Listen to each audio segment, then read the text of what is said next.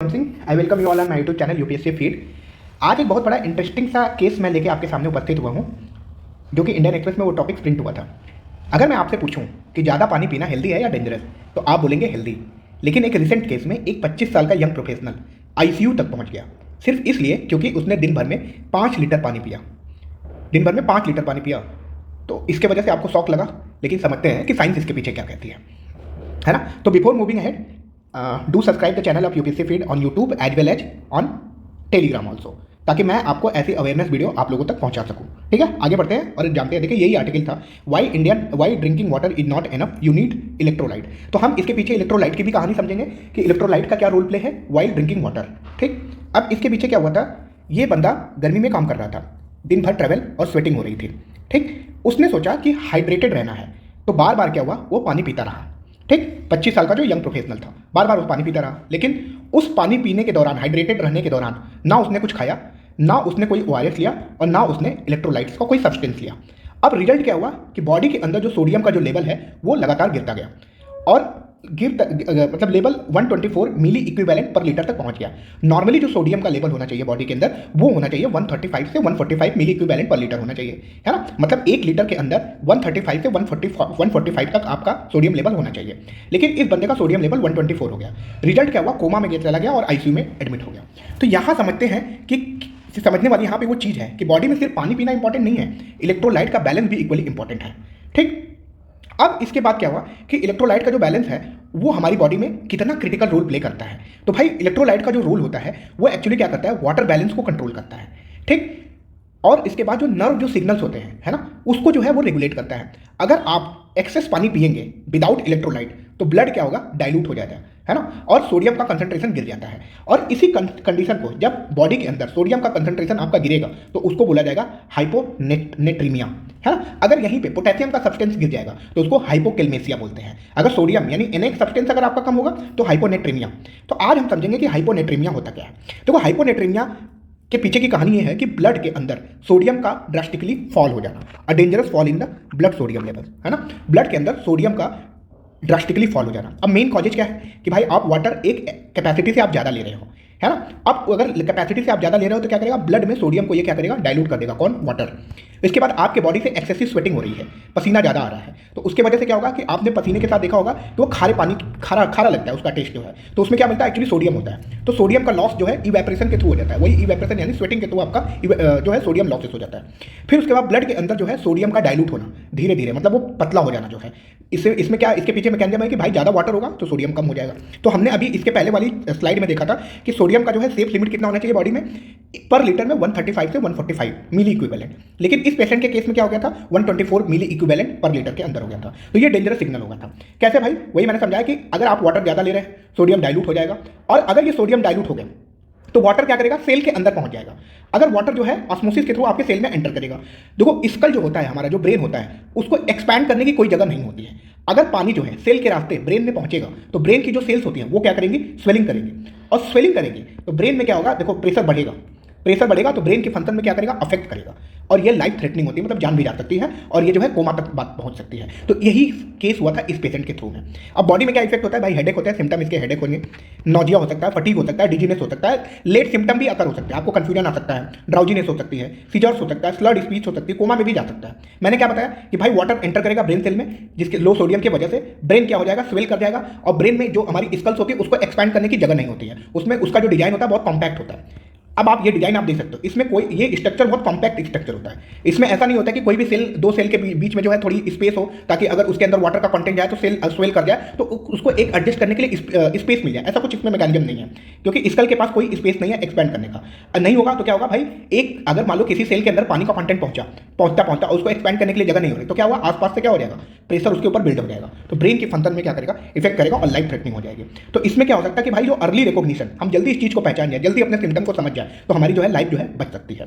ठीक, अब देखो सेफ हाइड्रेशन का गोल्डन रूल क्या है भाई, प्यास लगने पर पानी पिए, दिन में 2-3 लीटर एनफ है। अपनी एक्टिविटी क्लाइमेट के हिसाब से पानी पिए, ये नहीं कि ड्रास्टिकली आपको जो है 7 लीटर 6 लीटर आपको पानी पीना है, थोड़ा थोड़ा पानी बार बार आपको पीना है, जरूरत के हिसाब से बढ़ाएं। भाई अगर आप ज़्यादा एक्सरसाइज कर रहे हो, गर्मी या स्वेटिंग में फ्लूइड्स बाहर आता है बॉडी के, तो उस हिसाब से बॉडी को वाटर इंटेक की जरूरत होती है, तो आपको अपने बॉडी के पैटर्न को समझना पड़ेगा कि कब आपको पानी की जरूरत कितने टाइम पे कितना हो रहा है, उसी हिसाब से आपको अपने वाटर अपनी बॉडी के हिसाब से एडजस्ट करना पड़ेगा। सिर्फ प्लेन वाटर एक्सेस ना पिए, मतलब सादा पानी आपको ज़्यादा नहीं पीना है ना। जब आपको लगे कि आप कहीं धूप में से बाहर आ रहे हैं, सीवियर धूप बाहर कंडीशन है, तो आप उसमें अपने पानी के अंदर लाइम मिला लें, है ना, लाइम के साथ आप वो पानी पी लें, हल्का सॉल्ट डाल लें, हल्का सा शुगर डाल के, थोड़ा मतलब 6:1 के रेशियो में शुगर और सॉल्ट, ये दोनों का रेशियो आप उसमें मेंटेन करें।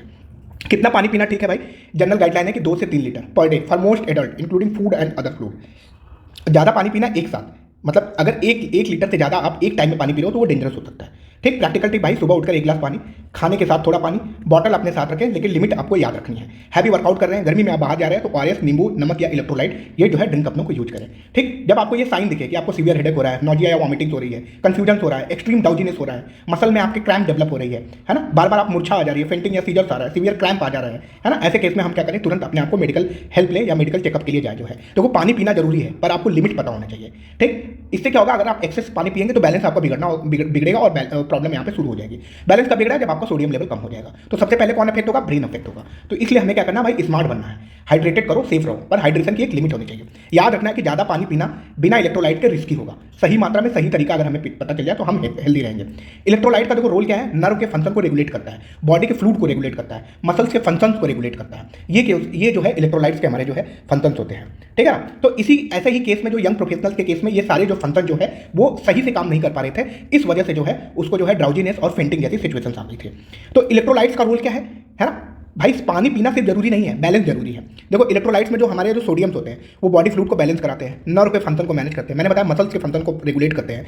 जो हमारा पोटेशियम क्या है भाई, मसल को, जैसे हमारी मसल्स जो है फूलती है, उसके बाद मसल एक्सपैंड करती है, फिर उसके बाद कॉन्ट्रैक्ट होती है, तो इसमें किसका हेल्प लगता है, पोटेशियम की हेल्प लगती है। हार्ट के रिदम को मेंटेन करता है, नर्व के सिग्नल को जो है रेगुलेट करता है, क्लोराइड फ्लूइड के बैलेंस, स्टमक में जो एसिड का फॉर्मेशन होता है, जो कि हमारे डाइजेस्टिव जो जूस बनते हैं उसमें जो है क्लोराइड का जो है हेल्प बहुत जरूरी होता है। उसके बाद मैग्नीशियम, भाई मसल जो हमारी जब रिलैक्स करना चाहती हैं, उस रिलैक्सेशन में मैग्नीशियम की जरूरत होती है। एनर्जी अगर हमारे शरीर से चाहिए होती है, एनर्जी का प्रोडक्शन कराना होता है, नर्व का फंक्शन करना होता है, उस केस में हमें मैग्नीशियम की जरूरत होती है। कैल्शियम आप जानते हैं, स्ट्रॉन्ग बोन के लिए हमें कैल्शियम चाहिए, मसल्स के फंक्शन के लिए कैल्शियम चाहिए, ब्लड के क्लॉटिंग में कैल्शियम की जरूरत होगी, नर्व को सिग्नल देना है तो उस टाइम पे कैल्शियम की जरूरत होगी।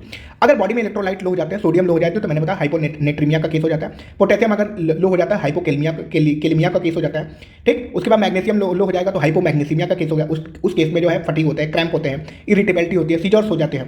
कैल्शियम अगर आपके पास ले हो जाते हैं तो भाई मसल स्पैजम है ना, उसके बाद बोन की प्रॉब्लम्स होती है। क्लोराइड इम्बैलेंस, भाई एसिड बेस जो हमारा बैलेंस होगा वो नहीं होगा, डिस्टर्ब होगा, डाइजेशन हमारे पास इशूज हो जाएंगे।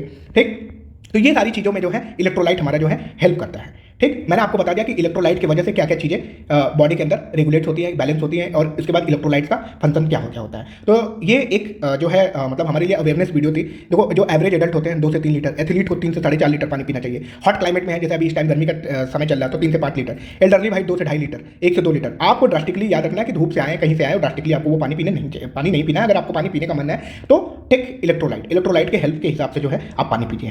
ठीक, देखो वाटर लाइफ है, लेकिन बैलेंस हमारा जो है बनाना जरूरी है। बॉडी का 60 से 70% हिस्सा पानी से बना हुआ है। ब्रेन फंक्शन, कंसंट्रेशन और मूड के लिए पानी जरूरी है ना। ब्लड सर्कुलेशन और हार्ट का जो हेल्थ होता है उसको मेंटेन करने के लिए पानी जरूरी है। किडनी टॉक्सिन को फ्लश करता है, यूरिन बनने में मदद करती है, क्या पानी। मसल्स को लुब्रिकेट करता है, क्रैम्प्स को रोकता है, क्या पानी। डाइजेशन, न्यूट्रिएंट एब्जॉर्प्शन और मेटाबॉलिज्म में पानी की हेल्प लगती है। बॉडी के टेम्परेचर्स को रेगुलेट करने में हमारी पानी की जरूरत होती है। अब ज़्यादा पानी अगर ओवर हाइड्रेशन, तो इसमें वही मैंने बताया कि सोडियम का लेवल तुरंत ड्रास्टिकली जो है फॉल हो जाएगा ब्लड के अंदर, ब्रेन हमारा स्वेल कर जाएगा, है ना, कंफ्यूजन हो जाएगा, हेडेक जो है जनरेट होगा, वॉमिटिंग्स होगी, स्टमक अपसेट होगा आपका, मसल में क्रैम्प्स आ जाएंगे जो है, और सीवियर केसेस में आप आईसीयू तक पहुंच सकते हैं। अगर आप सही मात्रा में पानी लेते हो तो बॉडी का जो फंक्शन जो है स्मूथ होगा, एनर्जी का जो कंसंट्रेशन और मूड आपका बेटर होगा, मसल्स और ऑर्गन जो है एक ऑप्टिमम लेवल पर काम करते हैं, और इलेक्ट्रोलाइट बैलेंस को जो है ये मेंटेन करता है। अगर आप सही मात्रा में पानी लेते हो, लॉन्ग टर्म हेल्थ जो है हमारी प्रोटेक्ट होती है। तो याद रखना, पानी plus electrolytes plus balance is equal to healthy life, है ना। ये सारी चीजें हैं। 2 से 3 लीटर पानी जो है मोस्टली एडल्ट्स के लिए पीना है, थोड़ा थोड़ा करके दिन में पिए। भाई ORS है, नींबू पानी है, नारियल पानी है, इलेक्ट्रोलाइट्स के ये अच्छे सोर्सेस है ना। अगर मैं आपको बोलूँ तो इलेक्ट्रोलाइट के सोर्सेस क्या है भाई, ओआरएस है, नींबू पानी है, नारियल पानी है, इलेक्ट्रोलाइट के सारे अच्छे सोर्सेस है।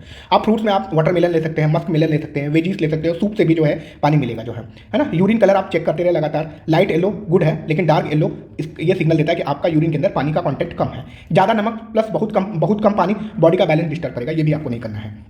ठीक, तो याद रखना पानी जिंदगी है, लेकिन बैलेंस उसका क्या है, फार्मूला है। तो आपको हाइड्रेशन स्मार्ट तरीके से अपनाना होगा ताकि आपका बैलेंस बेटर बना रहे और लाइफ आराम से चलती रहे।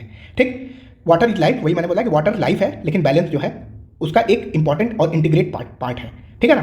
तो अब दिन भर में वही मैंने बताया, थोड़ा थोड़ा पानी पिए, एक साथ बहुत ज़्यादा पानी नहीं पिए, प्यास का वेट मत करिए, रेगुलर इंटरवल्स पर पानी पिए। स्वेटिंग ज़्यादा है तो पानी के साथ नमक प्लस नींबू और ओआरएस लीजिए। सिर्फ प्लेन पानी ही नहीं पीना है, इलेक्ट्रोलाइट्स भी जरूरी है। हाइड्रेशन सिर्फ पानी से नहीं, फ्रूट वेजीज और सूप से भी है। ठीक, यूरिन के कलर को मैंने बताया, अभी चेक करते रहो। अच्छी नींद लीजिए, थका हुआ बॉडी जो है हाइड्रेशन हैंडल नहीं कर पाता, एफिशिएंटली हैंडल नहीं कर पाएगा। एल्कोहल और एक्सेस कैफीन को कम करिए भाई, ज़्यादा चाय ज़्यादा कॉफी इनको आपको कम करना है, ये क्या करते हैं, डिहाइड्रेशन को बढ़ाएगा। ठीक, आपके बॉडी के अंदर पानी को चेक करने का सबसे गोल्डन तरीका है, आप अपने यूरिन को लगातार चेक करते रहे। अगर क्लियर ट्रांसपेरेंट हो, क्लियर और ट्रांसपेरेंट हो तो भाई over hydration. Very light yellow है तो वेल हाइड्रेटेड, लाइट येलो है इट मींस कि गुड, डार्क येलो है डिहाइड्रेशन का रिस्क है, एम्बर है तो सीवियर डिहाइड्रेशन। ठीक, तो आपको क्या करना है, हाइड्रेट स्मार्ट रहना है, बैलेंस आपका जरूरी हो, तभी लाइफ जो है आसान बनी जाएगी। ठीक, तो प्यास लगेगा, इंतजार मत करो। ठीक, दिन भर में थोड़ा थोड़ा करके आप पानी पीते रहिए। Hydration is equal to energy plus focus plus health. अगर आपका हाइड्रेशन अच्छा है तो एनर्जी आपके अंदर रहेगी, फोकस आपका अच्छा बना रहेगा और हेल्थ आपका अच्छा बना रहेगा। पानी को हैबिट बनाओ, हेल्थ को लाइफ बनाओ। ठीक, तो हाइड्रेशन को हैबिट बनाओ और हेल्थ को लाइफ बनाओ। इसी शब्दों के साथ मैं अपनी वाणी को यहीं पे विराम देता हूं। हम मिलेंगे अगली कड़ी में किसी एक नए अवेयरनेस टॉपिक के साथ। तब तक के लिए have a good night, bye bye, take care.